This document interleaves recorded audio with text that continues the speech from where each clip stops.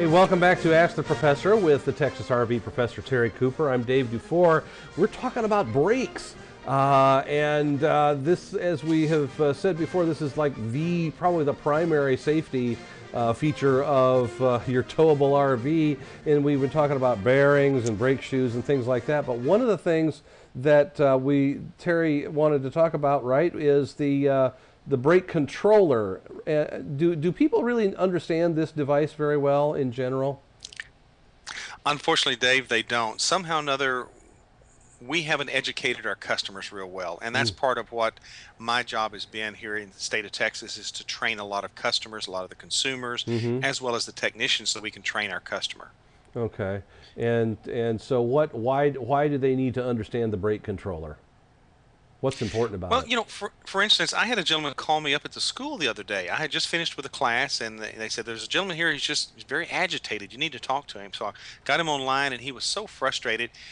He was having brake problems with his trailer, and he said, "I have my wife in the car, and she's mashing on the brakes, but I don't see anything coming back to the on the blue wire going back to my brake pads or my electric brakes."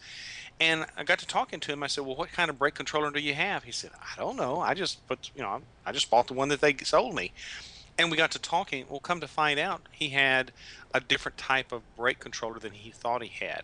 Mm-hmm. And there's basically three different types. And Okay. he thought he had one, and it would react a certain way.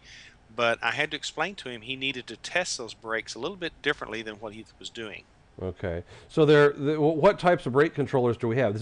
This is a brake controller. I don't know what type that is, but This is, as you said, a brake controller, and basically this is the little module that you'll put underneath the dashboard or lay it on the dash or on the hump there right next to you. And it basically is the module that will take battery voltage from the vehicle that you're towing with, mm-hmm. and when you apply your brakes in one form or fashion or another, it will actually send voltage back to the brakes, the wheels of the trailer that you're pulling. Right. Now, like this gentleman, he thought he had what they call a time-based. Mm-hmm. And basically all it is the longer you keep your foot on the brake pedal, the more voltage it sends back on the blue wire to the trailer. And Okay. you could be sitting in a parking lot standing still, and somebody mash on the brake and you'll see a voltage come back there. Well, that's the type that he had. It turns out what he had was one of the inertia or the pendulum type. And the pendulum type is just like like the seat belts that we have in our vehicle.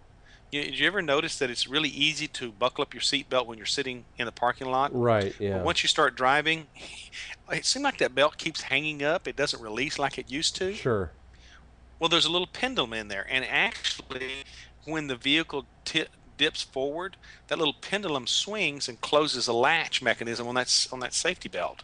Gotcha. Well, same thing happens inside this brake controller. There's a little pendulum there that swings and moves, and it actually controls when voltage goes back to the brakes. So Gotcha. basically what happens is that when we apply the brake and the vehicle that we're driving, the nose dips just a little bit. There's a little momentum that causes that little pendulum to swing, and when it does that, well, it causes voltage to go back to the brakes on the trailer. Okay. Now, So it's we literally have the a motion of the I'm tow sorry, go ahead. vehicle. It's literally the motion of the tow vehicle that actually causes the controller to sense the right time to send voltage back. Exactly. Okay.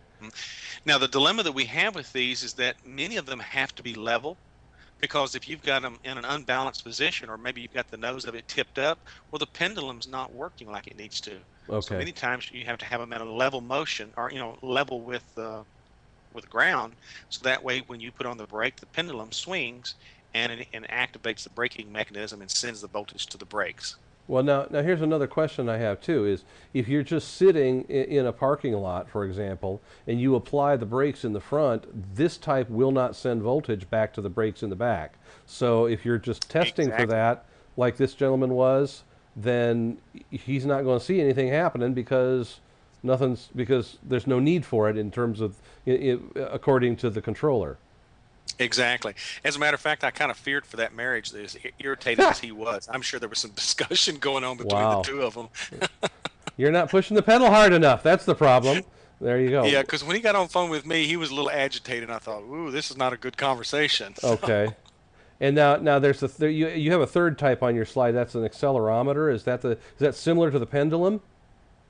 It is. The only thing is that we're using electronics. That's Okay, really very sophisticated and a little microprocessor in there. That baby's quick. gotcha. And honestly, for the money, they're not, it's just a few dollars more. And my recommendation to everyone is just get this type, the accelerometer, or that has a microprocessor in it. It has so many more features to it. I mean, some of them are even geared to where if something should happen and the seven-way trailer plug should come disconnected, it will send you a signal back and tell you you're disconnected. Right. I mean, Oh, so there's so much more that this little unit can do for you for just a few dollars more. okay. Now, in terms of the types of brakes that you have, is one of these better than another? I mean, if you have hydraulic versus electric brakes, should you be choosing a different kind of brake controller? Well, more than likely, if you're using one that has the hydraulics, you're going to be using the accelerometer. You really Okay. will, because the one that has the micrometer in it, or Right. the microprocessor, you're going to utilize it. Okay. Excuse me just a second, fix this sneeze. Excuse me, sorry about that. Oh well. You hit the button just in time. Mm. Okay. We've had a little dust blowing around out here. Welcome to a Oh, spring okay. day. There you go. It's spring and the blue bonnets are out and you're picking up some pollen. Okay. Ah, yes. But okay, so why the accelerometer type for the hydraulic brakes? Well, because of the sensitivity of those hydraulic brakes and how they're having to do the conversion from the electric, and there's just a little bit more adjustability with those units. Mm-hmm. Typically, what happens is the time base is your least expensive, and that's just that's the guy who's on a really tight budget. You get the basic, so more than likely he's not going to have the hydraulic type of brakes on his rig. Mm-hmm. And so that's why I say, you're going to want to use the right equipment to make it all tie together and all function properly. Okay, well the time based is what's that based on just sort of a delay between the front brakes and then the rear brakes come in slightly behind that, is that correct? Well, like I tell my students, when you're pushing on the brake, have you ever Mm-hmm. thought about how things seem to kind of slow down when it looks like you're fixing to crash into somebody? Right. Well, that's what happens is the longer you hold your foot down on that brake, the more voltage we send back to those wheels. So Okay, the longer gotcha. you're on it, the more intensity you're hoping that thing Oh, that's where grabs. the time Of course, based aspect it comes takes a from. little while for it to ramp up, so it's not always quite as responsive. Not as responsive. Okay. Well, that's very interesting, and that's the important things to note. In the larger the vehicle does the size of the vehicle make a big difference in terms of what you're going to select? It sounds like the time-based is maybe just an older technology, and we need to maybe not. It's not really the right thing for most applications, or am I wrong about that? Dave, can I dance around that one? Okay.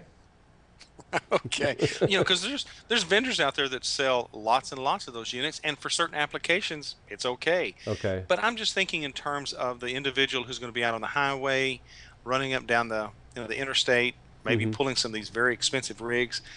This is not the place to be trying to save dollars. Gotcha. Okay, you think you're going to save $50, it's going to cost you a lot more than that in the long run. Okay, but for lighter towing, you may be all right with a unit like that. Absolutely. If you're Okay. hauling a little garden tractor or something like that, it's not that big a deal. But Mm-hmm. when you've got all your possessions and you have your family there with you, Mm-hmm. braking is a big issue. Let me tell you. Yeah, that's true. Okay. Well, we will be back with more interesting stuff about braking plus your questions in our next segment on Ask the Professor with the Texas RV professor, Terry Cooper. So stick around. The Texas RV professor wants to hear from you. Email your questions or comments to professor@rvnn.tv. If you have a specific problem, it really helps if you can send a photo as well. That makes it easier for Terry to diagnose your issue. You can also leave a voicemail for Terry Cooper at 877-578-RVNN extension 708.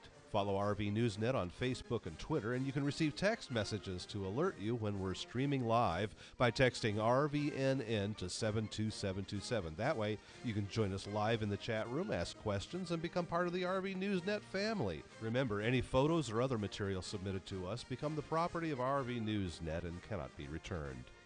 Today's show is brought to you by Angie's List, where you'll find thousands of unbiased reports and reviews about service companies in your area. Whether you're looking for a roofer, plumber, house cleaner, dentist, or even a doctor, Angie's List members share their experiences with each other so that you can choose the service company that's right for your job.